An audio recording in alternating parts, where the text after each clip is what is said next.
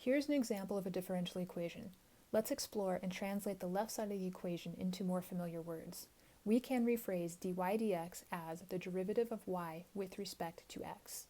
So in context of the differential equation, effectively we are looking for a function y, so that when we take the derivative of y with respect to x, we get f of x. Another way to say this is, what function y has f as its derivative? Or, find the function y so that when we take the derivative of y, we get f of x.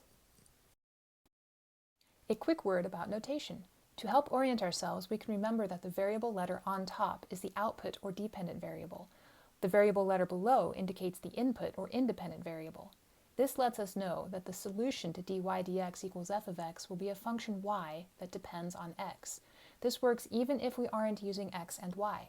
The solution to dp dr equals g of r will be a function with output variable p and input variable r. A differential equation is basically an equation with a derivative and an equal sign. Why are we using the word differential?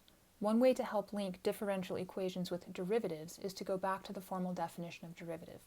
The derivative of f is defined as the limit as h approaches 0 of f of x plus h minus f of x all over h. This fraction is called a difference quotient, so hopefully that helps you link the words derivative and differential. Here's an example of a differential equation and a possible solution.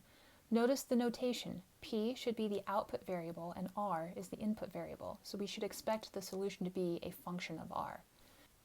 The differential equation is basically saying that the derivative of p with respect to r is 2r plus 3 over the square root of r squared plus 3r. So how could we check if p of r equals 2 times the square root of r squared plus 3r satisfies the differential equation? Well, let's see what the derivative of p with respect to r is. So taking the derivative with respect to r, we notice we have a square root, so I could think of that as r squared plus 3r to the 1/2. And so that brings down the 1/2 times the stuff inside to a negative 1/2, and we multiply by the derivative of the bits inside. The 2 and the 1/2 cancel, the 2r plus 3 moves to the numerator, the negative 1/2 tells us our square root is in the denominator, and it looks like everything checks out. We can take a derivative to verify that a function is indeed a solution to a differential equation. But what about solving a differential equation? What about actually finding that function in the first place? To get started, let's think about the wording again. What function y has f as its derivative? Basically, we are looking to undo the derivative. We can think about this as finding an antiderivative, or, remembering the fundamental theorem of calculus, we could use an indefinite integral to undo the derivative. Remember that an indefinite integral gives us a family of functions all differing by some constant. Does it make sense that a differential equation would also have an infinite number of solutions? As long as the derivative of y is f of x, then we have found a solution. Here's an example to work. Solve the differential equation dy dx equals 2x. And so first thing to think about is maybe translating this into more of an English format. What function has 2x as its derivative? And we could work through this with a guess and check process. We might think, oh yeah, if I take the derivative of x squared, I should get 2x, so I might guess that y is equal to x squared plus c. We could write this out as an indefinite integral and write y of x is equal to the integral of 2x dx. And then when we find the antiderivative of 2x, we get x squared, and then we add the plus c to give us the most general solution. The most general solution for this differential equation is y of x equals x squared plus c.